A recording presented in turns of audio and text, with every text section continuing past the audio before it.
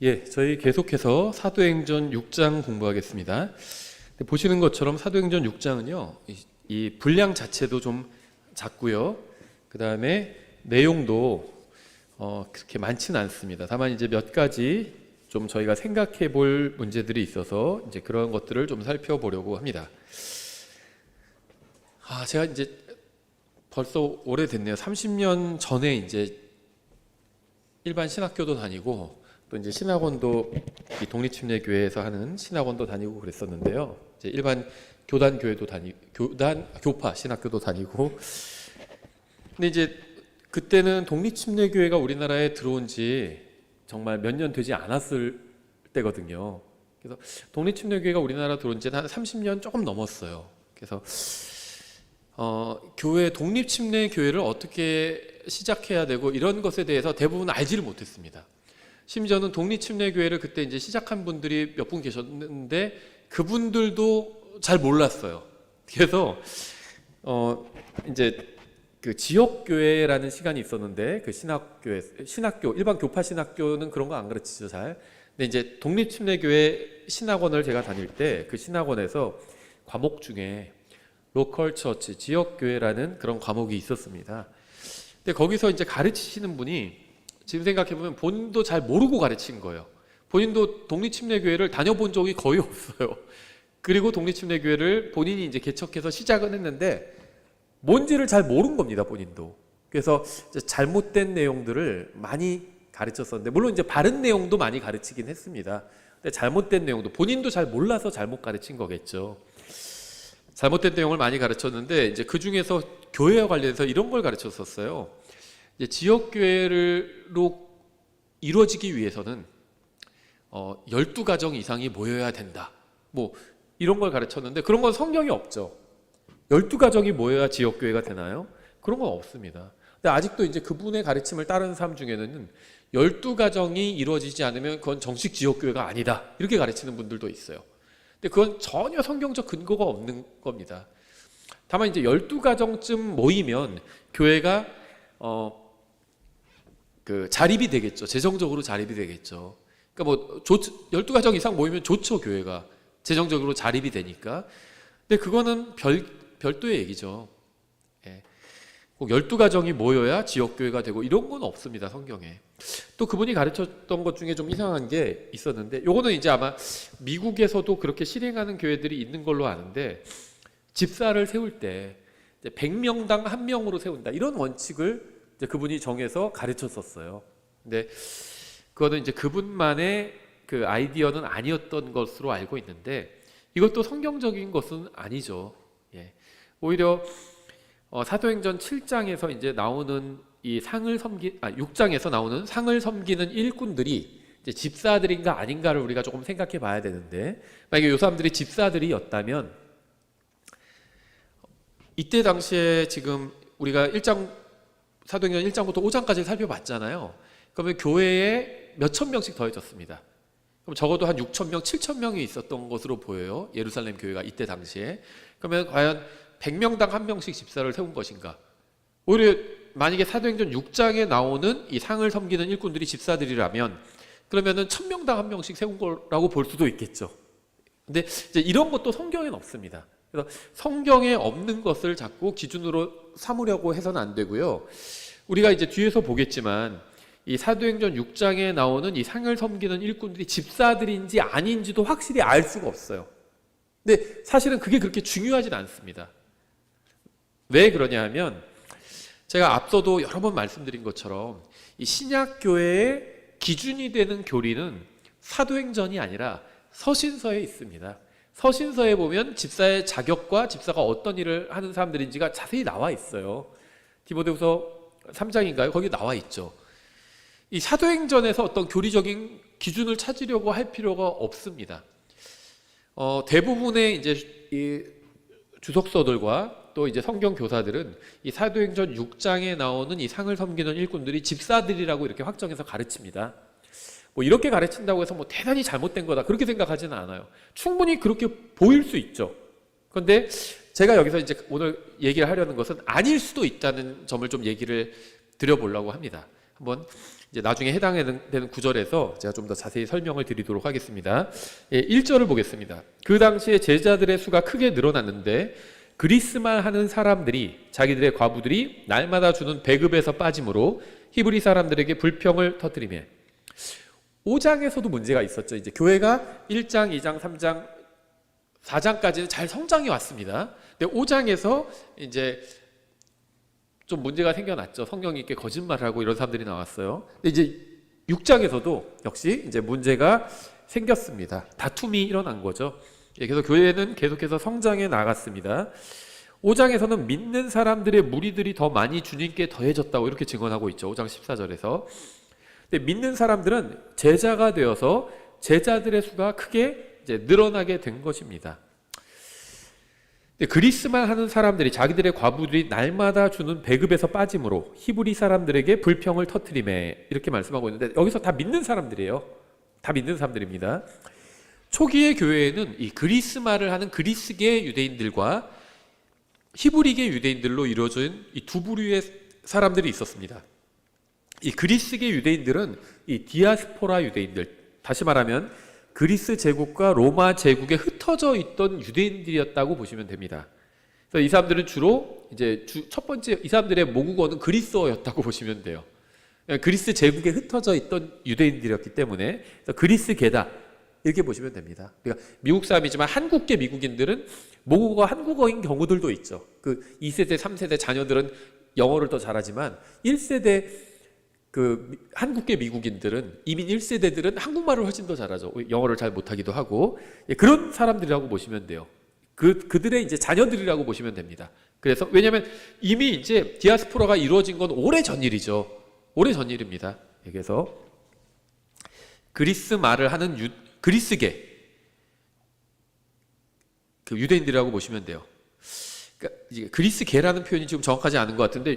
그러니까 그리스어를 하는 유대인들이라고 보시면 됩니다. 그래서 이들은 유대에 머물던 유대인들보다 훨씬 더 국제적인 사람들이었고요. 왜냐하면 그리스 제국 여기저기서 모인 사람들이니까. 물론 지금은 이제 로마 제국이 됐긴 했지만 또 여러 면에 있어서 더 큰 영향력을 가지고 있었던 사람들이기도 했습니다. 이들은 뭐 수학, 과학 이런 학문에도 익숙했던 반면에 이 히브리계 유대인들보다 좀 덜 율법적이었어요. 율법을 더 지키려고 했던 사람들은 다시 예루살렘으로 팔레스타인으로 모여들었겠죠. 이 흩어져 있던 유대인들 중에 그 율법에 대해서 좀 뭐랄까요, 좀 느슨했던 사람들은 모여들지 않았겠죠. 그래서 이 그리스계 유대인들은 그리스 말을 하는 유대인들은 이제 율법에 대해서는 좀 더 느슨한 그런 사람들이었다고 보시면 됩니다. 히브리 유대인들은 이제 주로 아람어를 사용했고요. 아람어가 히브리어랑 굉장히 비슷합니다. 그래서 그 히브리어 사전 중에 아람어 히브리어 사전 이런 게 있어요. 신학생들은 아는데요. 비슷하다고 보시면 돼요. 그냥 거의 같은 방언, 전라도, 경상도 이런 차이라고 보시면 됩니다. 같은 말이라고 보시면 돼요. 그래서 이 히브리계 유대인들은 이제 아람어를 사용했고요. 대부분이 이 팔레스타인에서 출생을 했고 국제적이 아니라 민족주의적인 성향이 이 그리스계 유대인들보다 훨씬 더 강했습니다. 그래서 상대적으로 그들보다는 더 율법적이었어요. 예루살렘을 중심으로 모이던 사람들이었고, 그래서 그리스계 유대인들과 히브리계 유대인들은 사회에서는 좀 융합되기 쉽지 않은 부류의 사람들이었습니다. 그런데 이제 교회로 하나로 모인 거죠. 그래서 그리스도 안에서, 즉 교회에서는 하나가 되어야 했죠. 그러니까 서로 좀 상극인 사람들이었던 거예요. 국제적인 사람들, 또 민족주의적인 사람들, 언어도 달랐고요. 그리스어, 히브리어, 아람어, 언어도 달랐죠. 근데 이 사람들이 다 예수님을 믿고 예루살렘 교회 안에 같이 모이게 된 겁니다. 여기서 문제가 시작되는 거죠. 뭐 저희 교회도 마찬가지고 다른 교회도 마찬가지고 문제가 없는 교회는 없어요. 저는 오히려 문제 없는 교회 죽은 교회라고 생각합니다. 살아있으면 문제가 있어요. 살아있으니까 아픈 거죠. 시체는 뭐 아픈 것도 없어요. 그렇죠. 그래서 문제가 다 있는데 이제 이것을 어떻게 성경적으로 잘 해결해 나가느냐가 관건이겠죠. 뭐 대부분의 교회가 서로 성향이 다른 사람들이 다 모여 있습니다. 여기서도 마찬가지로 초대교회에서도 이제 완전히 성향이 다른 두 부류의 언어도 달라요. 이 사람들은 그리스계 유대계 이렇게 그 사람들이 모여서 이제 갈등이 일어나기 시작했어요. 드디어 나왔죠. 불평을 터뜨리매. 불평이 있던 게 팍 터져버린 거죠. 불평을 터뜨리네. 교회 사람들이 늘어날수록 육신적인 사람들도 늘어나게 마련입니다. 육신적인 사람의 특징은 불평이에요. 영적으로 성장해 갈수록 불평과 불만은 줄어들고 감사와 찬양이 넘치게 됩니다. 신약교회에서 발생한 첫 번째 문제는 5장에서 아나니아와 삽비라를 통해서 드러난 것처럼 다른 사람들 앞에서 영적으로 보이려고 하는 교만이었죠. 자기 가진 거 전체를 다 드리지 않아도 돼요. 재물에 있어서 마음은 전부를 다 드려야 돼요, 주님께. 근데 재물은 우리 가정을 위해서도 써야 되고요. 우리 또 미래를 위해서, 자녀들의 미래를 위해서도 써야 되고요. 다 교회에 갖다 바치지 않아도 돼요. 자기가 잘 그거를 자기가 나누면 됩니다. 국가에도 바쳐야 되고요. 세금을 내는 거죠. 또 가정의 현재와 가정의 미래를 위해서도 떼어놔야 되고요. 또 교회의 사역을 위해서도 또 드려야 되고요. 적절하게 나누면 돼요. 그런데 전부를 다 드렸다. 그러니까 영적으로 보이려고 교만인 거죠. 영적인 교만. 그래서 이게 문제가 되었던 거죠. 이게 이제 지역교회에 처음으로 생긴 문제가 이 영적 교만의 문제였습니다. 두 번째 문제가 이제 6장에서 나오는데요. 바로 불평이었어요. 불평. 우리는 모든 일을 불평 없이 해야 합니다. 빌립보서 2장 14절에 나왔죠. 모든 일을 불평이나 시비가 없이 할지니 이렇게 말씀하고 있죠. 불평하는 사람은 성령님을 따라 걷지 않는 사람이죠. 불평하는 사람은 결코 하나님을 기쁘시게 할 수 없습니다. 민수기 11장 1절에 나오죠. 백성이 불평하니 주께서 그것을 기뻐하지 아니하시니라 이렇게 말씀하고 있어요. 불평하는 사람들이 많은 교회는 하나님께서 기뻐하지 않으시는 교회입니다. 자기들의 과부들이 날마다 주는 배급에서 빠짐으로 성경은 교회 내 과부들을 지원해야 한다고 말씀하고 있어요. 교회는 자선단체는 아닙니다. 가난한 사람들을 지원하는 게 나쁜 일이라는 건 아니에요. 제가 항상 강조하지만 교회는 교회에게 맡겨진 사명을 감당하기 위해서 존재합니다. 교회는 목적이 있어요. 모든 단체가 다 목적이 있죠. 교회도 단체입니다. 단체예요. 사람들이 모여있으면 다 단체죠. 그것은. 모든 단체는 다 목적이 있어요. 교회의 목적은요, 복음을 전하고 하나님의 말씀을 가르치는 겁니다. 그 일을 하기 위해서 사람들을 고용하기도 하고요. 또 장소를 빌리기도 하는 거죠. 그럼 이제 비용이 필요하죠. 이 가난한 사람들을 돕는 것은요, 나쁜 일이 절대 아니에요. 좋은 일입니다.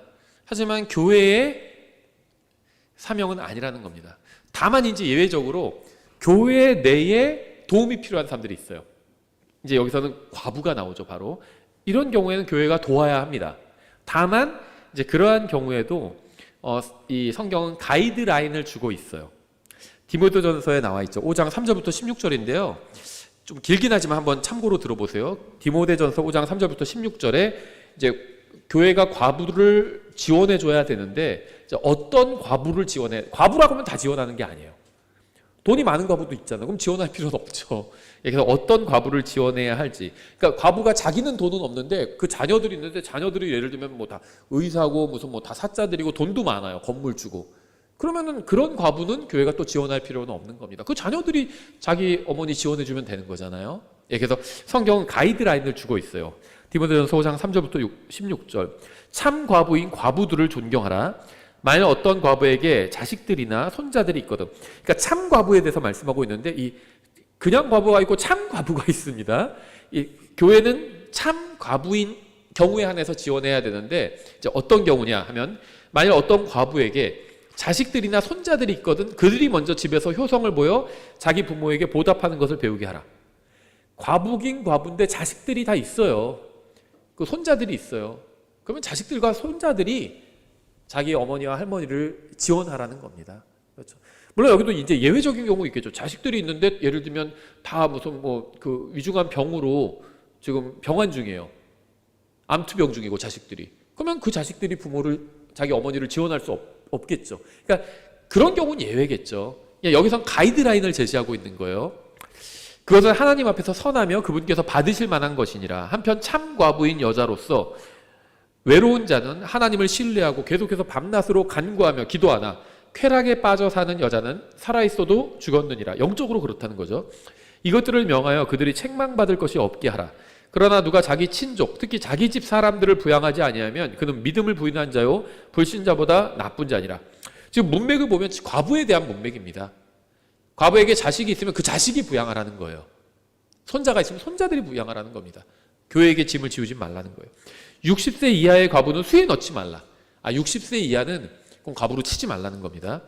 과부는 한 남자의 아내였던 자로서 선한 행위로 인해 좋은 평판이 있어 혹은 아이들을 양육하며 혹은 늙은 애들을 묵게 하며 혹은 성도들의 발을 씻겨주며 혹은 고난받는 자들을 구제하며 혹은 모든 선한 일을 부지런히 따른 자라야 하리라. 그러니까 과부인데 뭐 젊은 시절에 막 다 놀러 다니고 애들 내팽개치고 키우지도 않고 그런 사람 빼라는 겁니다. 그렇죠? 자기 자녀들 잘 양육하고 이제 그랬던 그리고 이제 신앙생활을 했던 믿음 생활을 했던 그런 과부는 지원 대상에 들어간다는 겁니다. 그러나 젊은 과부들은 거절하라. 60세 이하 말하는 거죠. 이들은 그들이 그리스도를 대적하여 방탕에 빠지기 시작할 때 결혼할 것이기 때문이니 그들은 자기들의 처음 믿음을 내버렸으므로 정죄를 받느니라. 우리가 뭐 디모데후전서 강의하는 시간은 아니지만 젊은 과부들은요 결혼할 수 있으면 결혼하라는 겁니다. 그렇죠? 또한 그들은 게으르게 지내는 것을 배워 집에서 집으로 돌아다니며 게으를 뿐만 아니라 또한 수다쟁이와 참견하기 좋아하는 자가 되어 자기들이 말해서는 안 될 것들을 말하나니 그러므로 나는 젊은 여자들이 결혼해서 아이들을 낳고 가정을 꾸리며 비방할 기회를 대적에게 전혀 주지 않기를 원하노라. 문맥은요 지금 이게 초혼이 아니에요. 재혼입니다. 과부들, 젊은 과부들 재혼하라는 거예요. 물론 초혼에 적용할 수도 있죠. 이거 하나님 말씀은. 근데 문맥을 보면 지금 과부에 대한 문맥이에요. 이는 어떤 자들이 이미 사탄을 따라 돌아섰기 때문이라. 만일 믿는 어떤 남자나 여자에게 과부들이 있거든. 제가 계속 문맥이 과부라고 말씀드린 이유가 이거예요. 디모데전서 제가 5장 3절부터 읽었는데 지금까지 결혼 얘기도 나오고 무슨 그 가족을 지원하는 얘기도 나오고 하지만 사실 문맥은 과부에 대한 이야기예요. 그렇죠. 하지만 이 말씀들을 처녀에게 적용하거나 아니면 남자에게 적용해서 남자가 가족을 부양해야 된다 이렇게 적용해도 큰 문제는 없겠죠. 성경에서 말씀하시는 것과 크게 위배되지는 않겠죠. 하지만 문맥 자체는요 과부에 대한 문맥이에요. 만약 믿는 어떤 남자나 여자에게 과부들이 있거든 그들이 저들을 구제하게 하고 교회가 짐을 지게 하지 말라.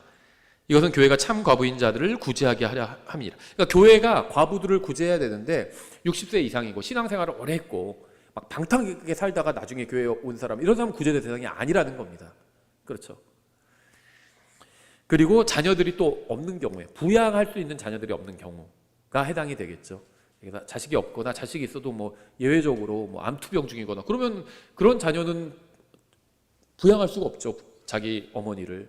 그런 경우에 이제 해당이 된다고 볼 수 있겠죠. 그래서 이 말씀에 의하면 교회에서 구제할 과부는 60세 이상으로 좋은 평판이 있고 선한 일을 부지런히 했어야 하고 또 자식들이나 손자들이 없는 부양할 수 있는 자식들이 없는 경우에 해당된다. 이렇게 볼 수 있겠죠. 2절 그때 12사도가 제자들의 무리를 자기들 앞으로 불러 이르되 우리가 하나님의 말씀을 버려두고 상을 섬기는 것이 합당하지 아니하니. 12사도가 제자들의 무리를 자기들 앞으로 불렀다는 것은 이제 교회 전체가 모였다는 걸 의미합니다. 사도들은 여러 가지 이유로 인해서 상을 섬기는 것보다는 하나님의 말씀을 섬기는 것이 합당했죠. 말씀의 사역자로 부름을 받았기 때문에. 다만 이제 이런 원칙을 우리가 교회에 적용할 수는 있겠지만 목사가 사도는 아닙니다. 그게 소위 말하는 신사도주의 운동 같은 거겠죠. 사도들은 기적을 행했잖아요. 직접 계시를 받기도 했고 아직 성경이 없으니까 신약 성경이 없으니까 마치 지금도 그런 것처럼 목사가 직접 계시를 받고 기적을 행하고 이래야 하는 것처럼 가르치는 자들이 바로 이 신사도 운동하는 사람들이죠. 그런데 목사는 사도가 아닙니다. 목사는 기적을 행하는 사람도 아니고요. 직접 계시를 받는 사람도 아니에요. 목사는 하나님의 말씀을 이미 받은 계시, 이미 모든 사람이 받은 계시잖아요. 목사만 받은 게 아니잖아요. 모든 사람이 받은 계시인 하나님의 말씀을 가르치는 성경 교사예요. 그래서 이거를 영적으로는 말씀을 먹인다고 하는 거죠. 말씀을 먹이는 사람입니다. 유모 같은 사람이에요. 그 양떼를 돌보는 이 세상과 마귀와 육신이 이기지 못하도록 양떼를 해치지 못하도록 양떼를 돌보는 마치 목장의 개 같은 셰퍼드 같은 그런 존재입니다. 목사가 무슨 사도거나 계시를 직접 자기가 받거나 이런 존재가 아니라는 거예요. 기적을 행하거나 이런 사람이 아닙니다. 목사는. 그래서 교회가 다 모였습니다. 그래서 하나님의 말씀을 이제 섬기는 일을 주로 해야 했죠. 사도들은. 과부들을 위한 배급을 나누는 것과 같은 일은 필요한 일이긴 하지만 말씀으로 양떼를 먹이는 말씀의 사역자가 할 필요는 없는 일이었어요. 다른 사람이 감당할 수도 있는 일이었죠. 그래서 교회에서 누군가를 구제하거나 물질적인 이유로 다른 사람들을 다투는 사람, 서로 싸우는 사람들을 말리는 것은 말씀의 사역자에게 맡겨진 일은 아니었습니다. 지금 여기서 서로 다툼이 일어났잖아요. 배급이 네가 많다, 왜 너희가 더 받아가냐, 막 서로 싸웠던 거죠. 이걸 말리고 중재하는 걸 목사가 하는 일은, 그 말씀의 사역자가 하는 일은 아니었다는 거예요. 3절, 그러므로 형제들아 너희는 너희 가운데서 정직하다는 평판이 있고 성령님과 지혜가 충만한 7사람을 골라내라. 우리가 이 일을 그들에게 맡기고 오직 우리는 계속해서 기도와 말씀 사역에 전념하리라. 네. 한국에서 독립침례교회 처음 생겼을 때요, 이 독립침례교회가 뭔지를 몰라가지고 교회에서 투표 많이 했어요. 제가 다니던 교회도요, 그런 거에 대해서 이제 그 목회자도 무지했고 성도들도 무지해서 투표 많이 했습니다. 무슨 일 결정할 때마다 투표를 했어요. 근데 이 투표는요, 교회와 관련이 없습니다.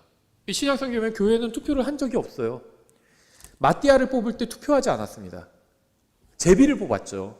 제비를 뽑았습니다. 제비를 뽑는 것은 구약 성경의 방식이었어요. 아직 기록된 신약 성경이 없는 상태에서 하나님의 뜻이 무엇인지 모를 때 제비를 뽑는 방식을 취했다는 겁니다. 이것은 제사장 의복 앞에 이중으로 돼 있어서 거기에 우림 둠빔 돌 2개를 넣고 그 중에서 하나 골라내는 거잖아요. 검은 돌, 흰 돌 넣고 골라내는 거예요. 그래서 이걸 해야 된다면, 하는 게 주님의 뜻이라면 흰 돌이 나오게 해주십시오. 그래서 흰 돌 뽑으면 이거 하는 게 주님의 뜻이다. 검은 돌 나오면 이거 노다. 하지 않는 게 주님의 뜻이다. 이런 식으로 제비를 뽑은 겁니다. 제사장이. 이게 구약 시대에 하나님의 뜻을 분별하는 방식 중에 하나였고, 하나님께서 그 방식을 통해서 자신의 뜻을 알려주신 거예요. 그러니까 구약 성경에 기록된 것 외에 어떤 것을 선택하는 문제에 있어서 하나님께서 이 제비 뽑기를 통해서 알려주셨던 겁니다. 그런데 다만 구약 시대는 제사장을 통해서 알려주셨던 거죠. 제사장 의복 안에 앞판이 이중으로 돼 있고 거기에 돌 중에서 손을 넣어서 제사장이 하나 뽑으면 그게 yes or no가 되는 겁니다. 하나님의 뜻이 되는 거예요. 사도행전에서 교회가 초창기에는 그 방식을 그대로 사용한 겁니다. 제비 뽑기를 한 거예요. 그래서 둘 중에 한 명을 선택해서 12번째 사도로 임명했던 거죠. 투표한 게 아니에요. 신약 성경엔 투표가 나오지 않습니다. 교회는 기본적으로 가정과 같은 곳이에요. 투표로 어떤 일을 결정하지 않습니다. 그러니까 이제 성경이 무지했기 때문에 이 지역 교회들에서도 한국에서 투표를 했던 겁니다. 그럼 민주주의의 방식이지 교회의 방식은 아니에요. 교회는 민주주의의 방식이 아닙니다. 죄송하지만. 가정과 비슷하다고 제가 말씀드렸죠. 가정은 민주주의의 방식으로 어떤 일을 결정하지 않습니다. 그렇죠? 오늘 저녁 뭐 먹을까? 만약에 저희 투표하면요, 매일 저녁이 그냥 피자랑 치킨이에요. 네. 그럼 이제 가끔씩은 사주거든요. 오늘 피자랑 치킨 먹어요. 아이들이 그래요. 그럼 이제 좀 먹은 지 좀 된 것 같다. 그러면 이제 그날 그래 그럼 오늘 피자랑 치킨 먹자 이러는데 매일은 그렇게 하지 않습니다. 그렇죠? 그건 그냥 특별하게 가끔씩 그렇게 먹는 거지 보통은 밥 먹어요. 가정은 투표로 결정하지 않죠. 부모가 성장한 사람들이 결정을 합니다. 그렇죠. 자녀들도 성장하면요, 나중에는 이제 이 의사 결정에 참여하게 됩니다. 자녀들이 뭐 20살, 30살이 되고 또 직장도 갖고 가정 경제에 도움도 되고 그러면요, 이제 가정의 의사 결정에 참여해요. 어디 이사 가려고 하는데 이사 어디로 갈까? 이것도 참여를 합니다. 그러면은 근데 어디로 가야 되는데 돈이 좀 모자른데, 그럼 경제 활동하는 자녀가 제가 뭐 대출 좀 받아서 제가 좀 돕겠습니다. 이렇게 할 수도 있는 거죠. 그럼 참여할 수가 있어요, 같이 의사 결정에. 그런데 초등학생인 자녀가 우리 뭐 요번에 뭐 강남 8학군으로 갑시다 막 이런 주장을 할 수가 없어요. 그럼 엄마 아빠가 결정하는 겁니다. 그래서 저희도 그런 얘기 하거든요. 막 뭐 이제 저도 뭐 이사 계획도 당장은 아니지만 나중에 우리가 어떻게 할까 뭐 이런 계획을 세워요. 애들 뭐 중학교, 고등학교 가면 어떻게 할까? 뭐 계속 요 집에 살지 뭐 나중에 한번 결정해 보자 뭐 이런 얘기를 합니다. 그러면 아이가 자기는 뭐 여기서 살고 싶고 뭐 얘기하면 그건 엄마 아빠가 결정하는 거야. 이렇게 얘기를 해주거든요. 아이들이 결정하는 게 아니라는 거죠. 교회도 마찬가지입니다. 구원받은 지 얼마 되지도 않고 성경 한 번도 읽어본 적도 없는 사람인데 그 사람이 교회의 방향을 결정하는 게 아니에요. 예전에도요, 어떤 분들 와서 오후 예배 하지 말고 그냥 오후에 같이 교제 나누고 그냥 한마디로 즐겁게 지내자는 거예요. 제가 어지간한 거는 제가 어떤 건의사항이 있으면 많이 귀를 기울이는데 그거는 제가 거부했거든요. 좋은 말로. 성경을 공부해야 되는 시간이거든요. 오후는. 제가 오전에는 주제별로 좀 설교를 하잖아요. 이제 오후 성경 공부 시간과 주중 성경 공부 시간은 성경 강해하는 시간을 갖거든요. 성경을 처음부터 끝까지 꾸준히 공부를 해야 됩니다. 그게 알아가야 돼요. 예, 그래서 자 이제 그런 건 타협하지 않았는데 그거는 이제 교회의 인도자인 목사가 저는 결정할 일이라고 봅니다. 목사가 무슨 뭐 이번 주에 반찬 뭐 먹을지 그런 건 결정 안 해도 돼요. 그건 다른 분들이 맡은 분들이 결정하면 됩니다. 이번 주에 뭐 간식 뭐 할지 음료수 뭐 마실지 그건요 상을 맡은 분들이 결정하면 되는 거예요. 근데 교회 오후 시간에 오후 성경 공부 시간에 어떤 것을 공부할지 이거는 이제 말씀의 사역자인 목회자가 결정할 일이죠. 그건 투표로 결정할 게 아니라는 겁니다. 그렇죠? 예, 그래서 이제 그 상을 섬기는 일을 할 사람들을 선택을 했습니다.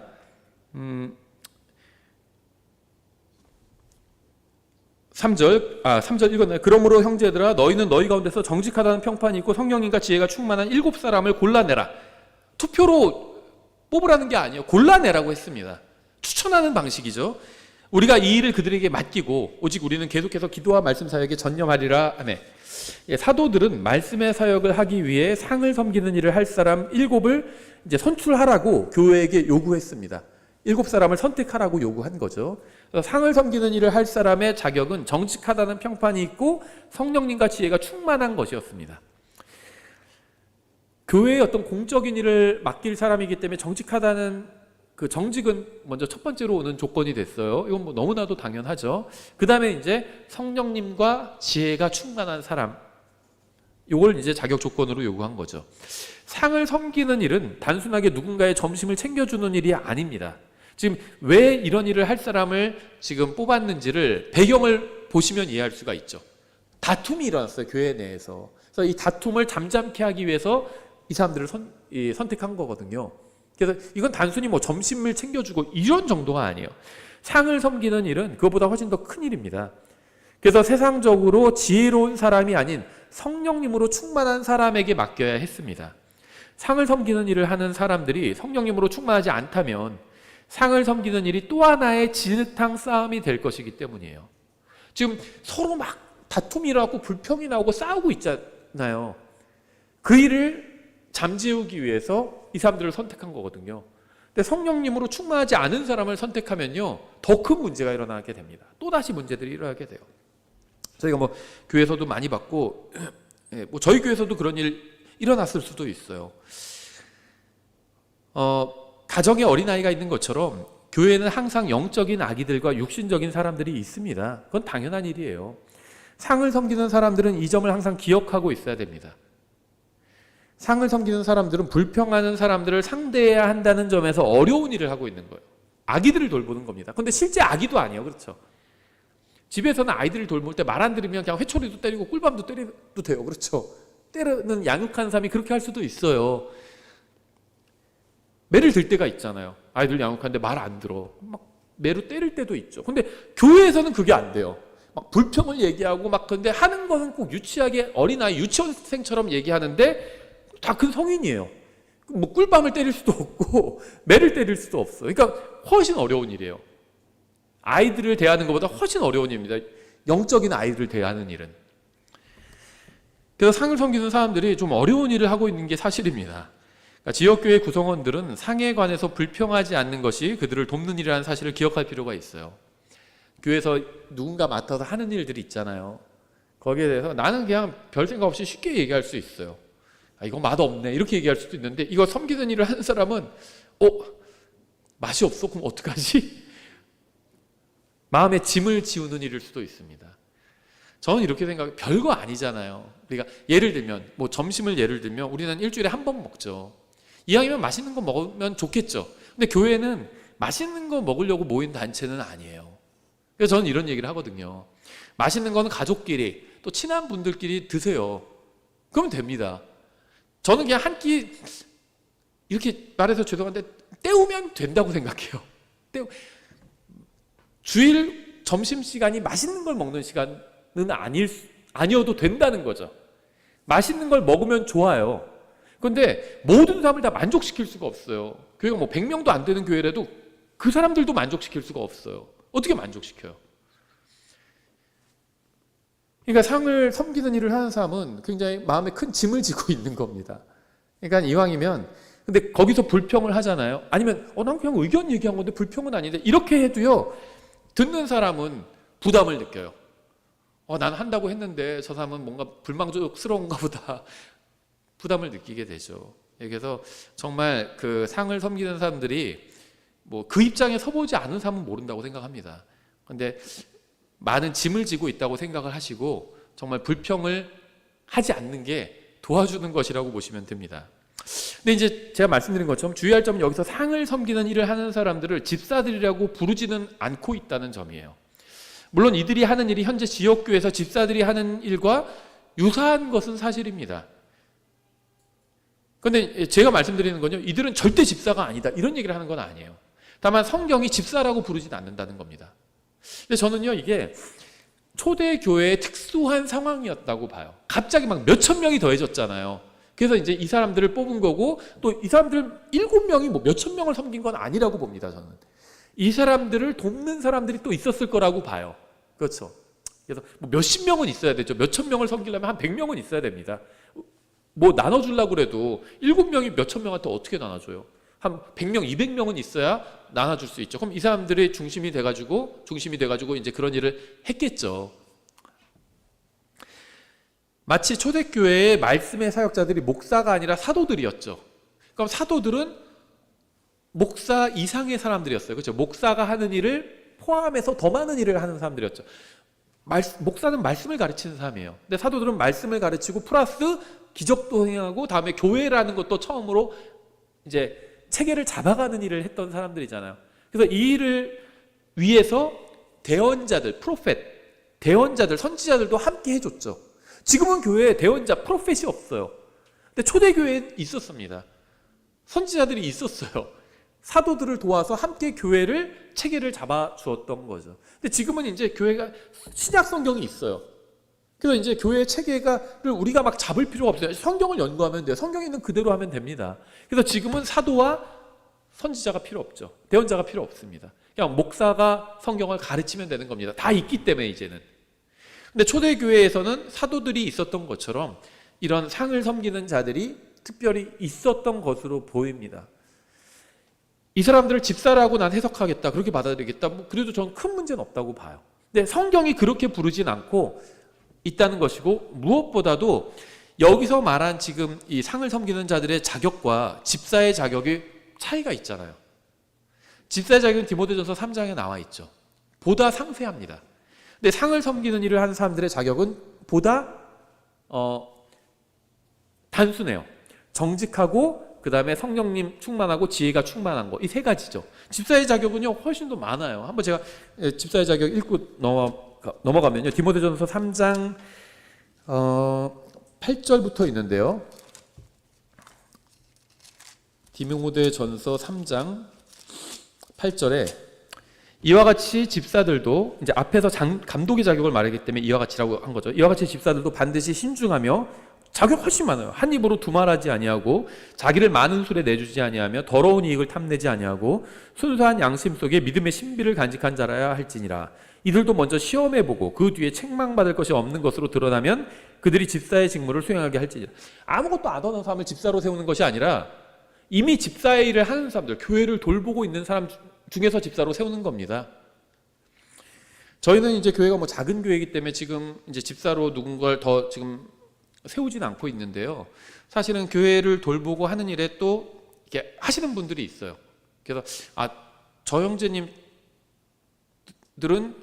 집사로 세워도 되겠다 이렇게 싶은 분들도 있습니다, 사실. 근데 이제 교회가 작으니까 저희가 지금 당장 뭐 더 추가로 세우거나 이러지는 않는데요. 집사의 일을 하는 사람들을 세우는 겁니다. 저희는 항상 그런 식으로 세워왔어요. 독립침례교회에서도요, 제가 예전에 있던 교회도 그렇고 독립침례교회들 중에서 외모를 보고 집사를 세우려고 하는 경우가 참 많아요. 예전에 제가 있던 교회에서도 자꾸 세상에서 좀 잘 나가는 사람, 성공한 사업가, 아니면 대학 교수, 이런 사람을 집사로 세우려고 하는 겁니다. 근데 교회를 섬기는 일을 하던 분들이 아니에요. 그냥 겉으로 드러내기 좋죠. 우리 교회 집사님들은 뭐 어디 대학 교수고 이렇게 드러내기 좋아요. 전 반대했어요. 거기서 제가 운영에 있을 때는 하지 말자고. 택배 일을 하는 분을 추천했는데 그분은 교회 일찍 와서 막 청소 다 하고 하는 분이었거든요. 다른 운영위원들 표정이 일그러지더라고요. 왜 택배 일을 하는 사람을 세우자고 그러지? 하면서. 택배 일을 하고 뭐 대학 교수건 그게 중요한 게 아니죠. 실제로 교회를 섬기는 일을 하는 사람을 집사로 세워야죠. 예, 하여튼 간에 이들도 먼저 시험해보고 그 뒤에 책망받을 것이 없는 것으로 드러나면 그들이 집사의 직무를 수행하게 할지니라. 이와 같이 그들의 아내들도 반드시 신중하며 헐뜯지 아니하고 맑은 정신을 가지고 있으며 모든 일에 신실한 자라야 할지니라. 집사들은 한 아내의 남편이 되어 자기 자녀들과 자기 집을 잘 다스릴지니 집사의 직무를 잘 수행한 자들은 자기를 위해 좋은 지위를 획득하며 그리스도 예수님 안에 있는 믿음 면에서 큰 담대함을 획득하느니라. 아내에 대한 조건도 있어요. 집사의 아내. 감독한테는요 아내에 대한 조건이 없어요. 근데 집사에 대해서는 아내의 조건이 있습니다. 근데 이거는 실제적으로 사실 감독도 마찬가지긴 하지만 감독도 물론 자기 집안을 다스리는 거 이런 얘기는 하고 있죠. 그런데 이 교회에서 섬기는 일, 그 감독이건 집사건 간에 아내가 함께 해주지 않으면 현실적으로는 불가능하다고 생각을 합니다. 그래서 아내에 대한 말씀도 하고 있는데, 근데 사도행전 6장에서는 집사에 대해 이 상을 섬기는 자들에 대해서 말씀하시면서 조건 딱 단순하게 세 가지만 말씀하고 있지 아내에 대한 얘기는 없어요. 같은 사람이 아닐 수 있다는 거죠. 같은 이 사도행전 6장에 나오는 상을 섬기는 자들이 집사들은 아닐 수도 있다는 겁니다. 그럼 이들은 뭐냐? 그냥 일시적으로 예루살렘 교회에 필요에 의해서 세운 사람들일 수 있다는 거예요.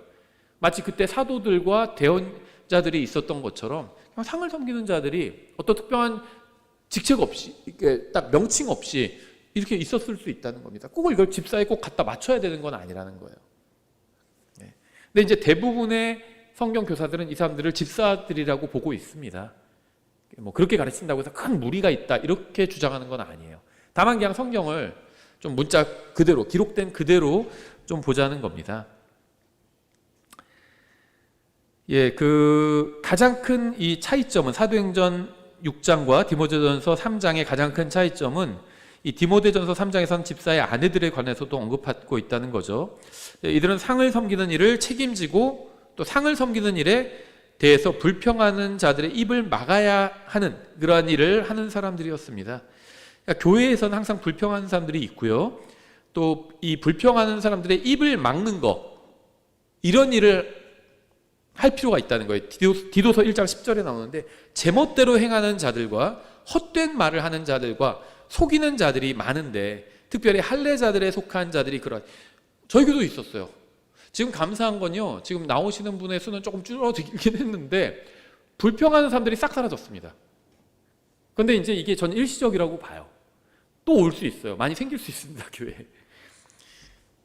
저희가 몇 년 동안 불평하는 분들이 좀 많이 있었죠. 근데 뭐라고 하냐면 그런 사람들의 입을 막으래요. 제멋대로 행하는 자들, 헛된 말을 하는 자들, 이상한 말 하는 사람들도 있었죠. 속이는 자들이 많은데 무슨 별 얘기를 다 하는 사람들이 있었어요. 특별히 할례자들에 속한 자들이 그러하니 너는 반드시 그들의 입을 막아야 하느니라. 교회를 망쳐요.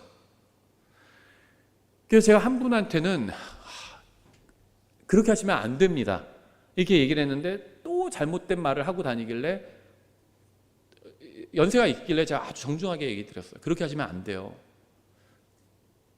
했는데 막 화를 내길래 여기서 제가 말하는 거에 동의해 주시지 않으면 그럼 저희와 함께 신앙생활을 할 수 없습니다 이렇게 말씀을 드렸어요. 제가 그런 말씀 드린 분이 딱 두 분이었거든요.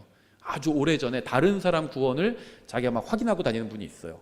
그래서 그 다음에 예수님 믿는다고 해도 아니야 내가 봤을 때 너는 가짜 믿음이야 이러고 다니는 분이 있습니다. 그분은 제가 두 손 꼭 잡고 기도까지 같이 하면서 그러시면 안 됩니다 했는데도 끝까지 거부하길래 그러면 저희와 함께 신앙생활 할 수 없습니다 해서 나가시라고 했고요. 그리고 최근에도 한 분이 있었어요. 다른 사람 참견을 계속하고 다니시는 거예요. 그래서 여러분들이 막 와서 너무 불편하다 그분이 왜 그러는지 모르겠다 하도 그래서 제가 얘기를 했는데 연세가 있는 분이라서 3번을 기회를 드렸는데도 계속 그러시길래 제가 그렇게 하시면은 저희와 함께 신앙생활 할 수 없습니다 이렇게 얘기를 드렸어요. 예, 이런 자들의 입을 막아야 된다고 말씀하고 있죠. 입을 막은 겁니다. 제가 그렇게 하지 마시라고 말씀을 드린 게 입을 막은 거죠. 근데 계속 그러고 다니면 다른 사람 계속 지적질하고 다녀요. 꼬치꼬치 깨묻고 다니고. 다른 사람들 막 불편하다고 하는데. 그럼 어쩔 수 없이 저희와 계속 신앙생활을 할 수 없습니다. 이렇게 말씀을 드렸습니다. 입을 막은 거죠. 예, 이런 자들은 더러운 이익을 얻으려고 자기들이 가르쳐서는 안 될 것들을 가르쳐서 전체 가정들을 뒤엎고 있도다. 예, 그래서 막 교회를 뒤엎고 막 그랬던 분들도 있었고요. 지금 이제 그런 분들이 제가 아는 한 지금은 교회 없는데 앞으로 또 생길 수 있겠죠. 예, 교회는 계속 여러 가지 일들이 생기고요. 뭐 다양한 사람들이 있습니다. 그래서 저는요, 뭐 이상한 제가 좀 표현이 죄송한데 이상한 사람들 있잖아요. 이상한 사람이 있다고 해서 그걸 크게 이상하게 보면 안 된다고 생각합니다. 왜냐하면 교회는요, 영적인 병원과 같아요. 그래서 하나님의 말씀으로 치료받기 위해서 온 거죠. 근데 병원에서 저 사람 무슨 뭐 저렇게 아픈 사람이 왜 우리랑 같이 있어? 이러지 않죠. 병원에서. 병원에 있어야 돼요. 아픈 사람이. 아픈 사람이 병원에 가야지 뭐 어디 있겠습니까? 그러니까 영적으로 사람 좀 이상한 사람도 있잖아요. 교회에 있어야 돼요. 교회가 그런 사람들을 도와줘야죠. 그런데 이제 교회에서 막 가정들을 뒤엎고 교회를 흔들고 막 그 제멋대로 행하고 막 해서는 안 될 말, 헛된 말들을 하고, 그럼 이제 그런 사람들은 정도가 넘어서면 그 사람들은 경고를 하고 더 이상 그런 말을 못하게 해야 되겠죠. 문제는요, 상이나 음식이 아니에요. 문제는 교회 내에서 자신들이 다른 사람들보다 더 중요하다고 생각하는 자들이 있었다는 겁니다. 상을 섬기고 음식을 준비하는 그 손길을 좀 생각을 해주면 좋은데, 나는 왜 김밥 한 줄뿐이 안 줘? 나 두 줄을 줘야지. 나 무시하는 거야. 이런 분이 있었어요, 실제로. 자기들만 생각하는 거죠. 그걸 준비하는 사람들도 있는데, 이런 자들이 집에서 집으로 돌아다니면서 불평하고요. 실제 이제 전화질 막 하고, 뭐 그랬대. 교회에서 날 무시했어. 무슨 뭐 김밥도 그냥 아까워서 김밥 아까워서 못 준대. 막 별 얘기를 다 하고 다니는 거예요. 제가 뭐 유치한 예를 드는 것 같은데 그게 아니라 실제로 그 김밥에 큰 불만을 품고 두 줄을 안 준다고 그런 분도 있어요.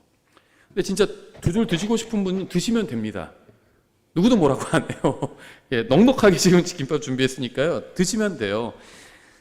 그런데 자기 손에 막 왜 쥐어주지 않느냐, 그건 따지지 마세요. 그럼 준비한 사람이 다 준비해서 저기 놨으면 됐지. 그걸 꼭 막 포장해서 그분께 쥐어드리고 이렇게는 안 해도 됩니다. 자기가 두 줄 먹고 싶으면 두 줄 먹으면 되는 거예요. 누구도 뭐라고 안 해요. 예, 그래서 불평하고 또 사도들의 말씀 사역에 전념하는 것을 막았던 거죠. 지금 말씀을 배우고 말씀으로 성장해 나가야 되는데 자꾸 막 그런 걸로 문제를 일으키면 교회가 분위기가 어수선해지잖아요. 예, 그래서 6장에서 교회가 선출한 7사람은 이들의 입을 막는 일을 해야만 했습니다. 그러니까 이제 쉽지 않은 임무를 부여받은 사람들이라고 생각을 합니다. 뭐 지금으로 치면 집사님들이 이런 일을 한다고 볼 수 있겠죠. 특히 상을 섬기는 일을 하기 위해서 선출한 이 스데반이 7장에서 설교한 것으로 봐서 이들은 사도들을 돕는 일을 했던 자들로 보여요. 단순히 그냥 어떤 집사보다는 사도들을 돕는 일을 했던 자들로 보입니다. 불만 처리반, 불만도 좀 처리해주고 그 다음에는 말씀도 선포했잖아요. 스데반 같은 경우에. 그렇죠? 그러니까 지금의 집사와 완벽히 똑같은 사람들은 아닌 것으로 보입니다. 예, 여기서 우리는 사도행전은 신약교회의 교리를 위한 책이 아님을 다시 기억할 필요가 있습니다. 신약 성경의 교리적인 기준은 사도행전이 아닌 서신서에서 찾아야 합니다. 4절 오직 우리는 계속해서 기도와 말씀 사역에 전념하리라 하네. 성경은 사도들이 할 일을 기도와 말씀 사역이라고 합니다. 이 순서 굉장히 중요해요. 말씀의 사역자는 말씀에 전념하는 것만큼 기도에도 전념해야 합니다. 기도가 동반되지 않는 말씀 사역은 많은 열매를 맺기 어렵습니다. 예, 그래서 저한테도 이게 굉장히 큰 숙제예요. 이건 눈에 보이지 않잖아요. 말씀 사역은 눈에 보이는데 이 기도에 전념하는 건 눈에 보이지 않아요. 그러니까 아무래도 좀 소홀히 하게 되죠. 여기서 많은 것을 잃게 된다고 생각을 합니다. 특히 요즘 절실히 느낍니다. 제가 기도에 대해서 느끼는 두 가지가 있는데요. 첫째는 방금 말씀드린 것처럼 여기에 내가 더 전념을 해야 되는구나, 이걸 느끼는 것이고요. 두 번째는 누군가 그래도 또 이걸 날 도와주고 있구나, 나를 위해서 기도해 주고 있고 또 교회 사역을 위해서 기도해 주시는 분들이 우리 교회에 있구나, 이거 정말 많이 느낍니다. 제가 그 담임 목사로서 사역하기 전에, 예전에도 담임 목사를 돕는 부목사로서 또 이제 뭐 신학원 강사로서 문서 사역자로서 사역은 오래 했거든요. 그때는 사실 이런 걸 많이 느끼지 못했었어요. 그냥 나에게 맡겨진 일을 그냥 기계가 일하는 것처럼 쫙쫙쫙쫙 했습니다. 예전 교회에서도 3년 만에 책 50권 내고요. 막 기계처럼 일했어요. 차비랑 식비만 받아가면서 그렇게 일했습니다. 그런데 담임 목회를 하다 보니까는 이 기도 사역이 정말 말씀 사역만큼 중요하다는 걸 알게 됐어요. 이게 내가 너무 부족하구나. 근데 감사하게도 또 이거 도와주는 기도의 동역자들이 있구나, 우리 교회 내. 이거를 많이 느끼게 되었습니다. 5절, 온 무리가 그 말을 기쁘게 여기고 믿음과 성령님이 충만한 사람 스데반과 빌립과 브로고로와 니가노르와 디몬과 바메나와 안디옥 출신의 유대교 개종자 니골라를 택하여. 여기서 안디옥 처음 나오죠. 안디옥 출신의 유대교 개종자인 니골라는요, 예루살렘 교회의 일꾼이 되었죠. 안디옥이 긍정적으로 나온 것은 굉장히 중요합니다. 이후에도 안디옥은 계속 긍정적으로 나와요. 예루살렘 교회가 핍박을 받자 선교의 중심은 안디옥 교회로 옮겨지게 되죠.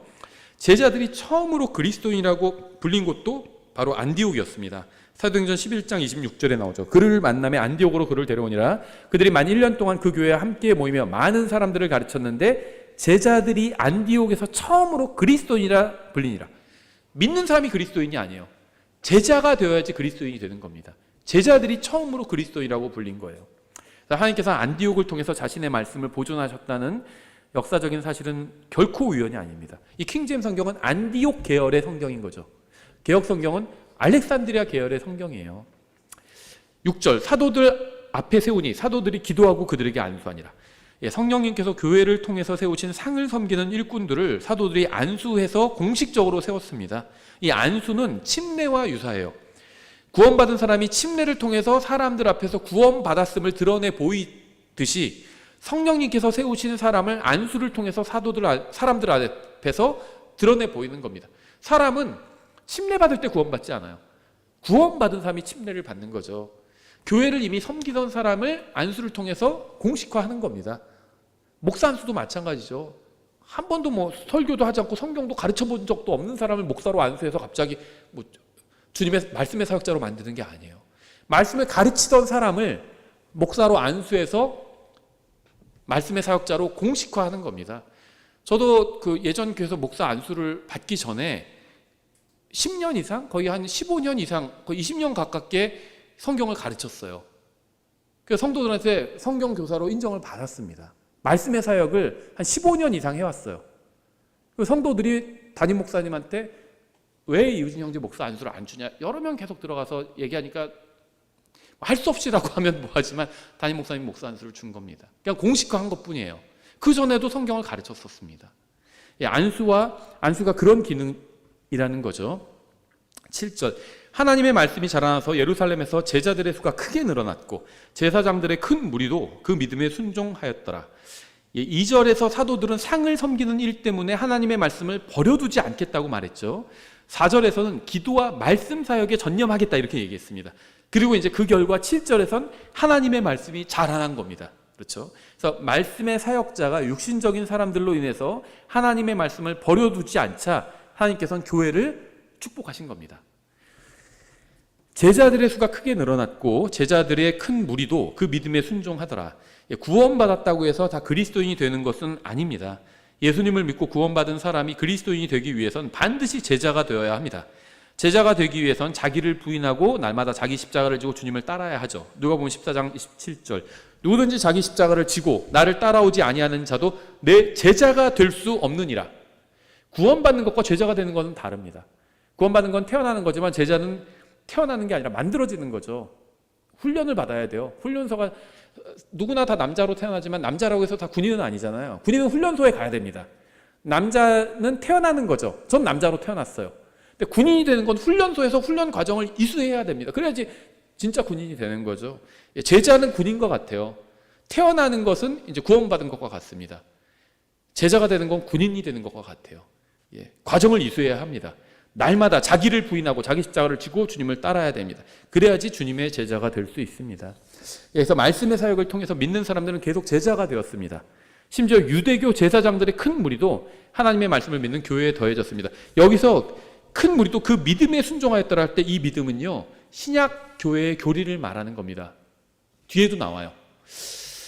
8절 스데반이 믿음과 권능이 충만하여 백성 가운데서 큰 이적들과 기적들을 행하니 성경은 스데반에 관해서 단순하지만 영예로운 평가를 하고 있어요. 하나님께서 스데반을 믿음과 권능과 성령님으로 충만한 사람이라고 평가하셨습니다. 뭐 이거보다 더 좋은 칭찬이 없는 것 같아요. 아주 단순하죠. 믿음과 권능과 성령님으로 충만한 사람. 9절 그때 리베르티 사람들과 구레네 사람들과 알렉산드리아 사람들과 길리기아에서와 아시아에서 온 자들의 회당이라 하는 곳은 회당에서 어떤 자들이 일어나 스데반과 논쟁을 벌였으나 세상의 여러 지역에서 온 사람들이 성령님으로 충만한 스데반과 논쟁을 벌였죠. 특히 알렉산드리아에서 온 사람이 이 성령님으로 충만한 스데반과 논쟁을 벌였다는 걸 우리가 주목해 볼 필요가 있는데요. 이 알렉산드리아는 어디냐면 당시에 이집트의 수도예요. 이집트의 수도. 이집트는 세상을 상징하죠. 성경은 이집트에 관해서 항상 부정적으로 말씀합니다. 안디옥에 관해서는 항상 긍정적이에요. 근데 이집트에 관해서는 항상 부정적입니다. 계시록 11장 8절 이렇게 말씀하고 있죠. 그들의 죽은 몸들이 그 큰 도시의 거리에 놓일 터인데 그 도시는 영적으로 동급인데 세 개가 나와요. 두 개. 영적으로 소돔과 이집트라고 불리며 그것은 또한 우리 주께서 십자가에 못 박히신 곳이니라. 소돔. 영적으로 소돔이 어떤 곳이죠? 아주 사악한 곳이죠. 근데 이집트가 바로 소돔과 똑같은 곳이다. 이렇게 말씀하고 있는 겁니다. 부패한 사본들이 이집트의 알렉산드리아에서 나왔다는 것은 결코 우연이 아닙니다. 10절 그가 말할 때 사용하는 지혜와 영을 그들이 반박할 수 없으므로 지혜와 성령님이 충만한 사람을 반박할 수 있는 사람은 아무도 없죠. 우리는 하나님의 말씀을 통해서 지혜를 얻고 또 성령님으로 충만해야 합니다. 잠언 2장 6절 이는 주께서 지혜를 주시며 그분의 입에서 지식과 명철이 나오기 때문이니라. 야고보서에서도 똑같은 말씀이 있죠. 1장 5절 너희 중에 어떤 사람이 지혜가 부족하거든 모든 사람에게 너그러이 주시고 꾸짖지 아니하시는 하나님께 구하라. 그러면 그분께서 그것을 그에게 주시리라. 11절 그때 그들이 사람들을 매수하매 이 사람들이 이르되 그가 모세와 하나님을 대적하여 신성 모독하는 말들을 하는 것을 우리가 들었노라 하였고 유다도 매수되어서 예수님을 배반하고 거짓으로 고소했죠. 다시 매수된 사람들이 예수님의 제자인 스데반을 거짓으로 고소하고 있습니다. 12절 또 그들이 백성과 장로들과 서기관들을 선동하며 그에게 다가가서 그를 잡아 공회로 데려간 뒤 거짓 증인들을 세우니 이들이 이르기를 이 사람이 이 거룩한 곳과 율법을 대적하여 신성 모독하는 말들을 하는 것을 그치지 아니하는도다. 스데반은 이런 말을 한 적이 없죠. 이들은 이제 거짓 증인들을 동원해서 스데반을 무고하고 있는 거죠. 14절 그가 말하기를 스데반이 이렇게 말했다는 거죠. 이 나사렛 예수가 이곳을 헐고 모세가 우리에게 전해준 관례들을 고치리라 함을 우리가 들었노라 하므로 스데반은 이런 말 한 적이 없습니다. 예수님께서 성전을 헐겠다고 말씀하신 적도 없고 모세가 전해준 관례들을 내가 다 고치겠다 이렇게 말씀하신 적도 없어요. 율법을 성취하신 거지 모세가 전해준 관례들 율법도 아니고 모세가 전해준 관례들을 고치겠다 이렇게 말씀하신 적 당연히 없죠. 예수님께서는요 성전이 무너질 것을 예언하셨을 뿐입니다. 마태복음 24장 1절부터 2절에 예수님께서 나아가 성전을 떠나실 때 그분의 제자들이 성전 건물들을 그분께 보여드리려고 그분께 오매 예수님께서 그들에게 이르시되 너희가 이 모든 것을 보지 아니하느냐 진실로 내가 너희에게 이르노니 여기서 돌 하나도 다른 돌 위에 남지 않고 다 무너지리라 하시니라. 성전이 무너질 것을 예언하신 겁니다. 예수님이 내가 성전을 헐어버리겠다 이렇게 말씀하신 적이 없다는 거예요. 베드로와 요한과 야고보와 스데반을 비롯한 예루살렘 교회의 성도들이 사도행전 전반부에서 왕국복음을 선포했다고 주장하는 사람들이 있는데요. 이 킹제임 성경 진영에 있죠. 그런 사람들이. 만일 그들이 왕국복음을 여기서 선포했다면 그들은 성전과 모세의 율법에 관한 말씀도 선포했겠죠. 하지만 그들은 예수님의 죽으심과 부활에 관한 말씀, 즉 은혜의 복음만을 선포했습니다. 15절 공회에 앉아있던 모든 자들이 똑바로 그를 바라보며 그의 얼굴이 마치 천사의 얼굴 같음을 보았더라. 매수된 사람들과 거짓 증인들은 스데반이 모세를 대적했다고 주장했죠. 그러자 하나님께서는 모세의 얼굴이 영광으로 인해서 빛났던 것처럼 스데반의 얼굴을 천사의 얼굴처럼 보이게 하셨습니다. 출애굽기 34장 29절에 있죠. 모세가 그 두 증언판을 모세의 손에 들고 시내산에서 내려왔는데 그 산에서 내려올 때 모세는 자기가 그분과 말하는 동안 자기 얼굴 피부가 빛나는 것을 알지 못하였더라. 아론과 이스라엘 모든 자손이 모세를 보니 보라 그의 얼굴 피부가 빛나므로 그들이 그에게 가까이 가기를 두려워하였더라.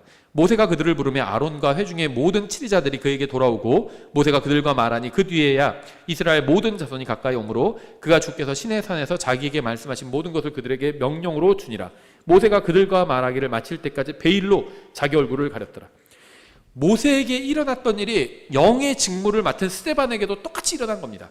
고린도서 3장 7절에 있죠. 그러나 돌들에 써서 새긴 사망의 직무에도 영광이 있어서 이스라엘 자손들이 모세의 얼굴의 영광 곧 없어질 영광으로 인해 그의 얼굴을 똑바로 쳐다볼 수 없었거든. 하물며 영의 직무에는 더욱 영광이 있지 아니하겠느냐. 모세를 대적한 것처럼 마치 스데반이 이렇게 거짓으로 고소하니까 하나님께서 스데반의 얼굴을 천사 얼굴처럼 해주셨어요. 이게 어떤 건지 정확히 모르지만 빛나는 얼굴이었겠죠. 모세의 얼굴이 빛났던 것처럼 스데반의 얼굴도 빛나게 해주셨습니다. 놀라운 일이 일어난 거죠. 그리고 나서 이제 7장에서 스데반의 설교가 시작됩니다. 오늘 여기까지 보겠습니다. 기도하고 찬양하고 마치겠습니다. 기도하겠습니다. 하나님 아버지, 주님께서 주신 말씀으로 인해 감사드립니다. 주님께서 교회를 통해서 어떻게 일하셨는지 저희가 볼 수 있게 해주셔서 감사드립니다.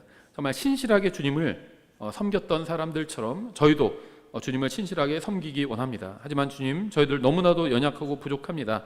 저희가 주님께 간구하오니 저희에게 주님께로부터 오는 순수한 지혜를 주시기 원합니다.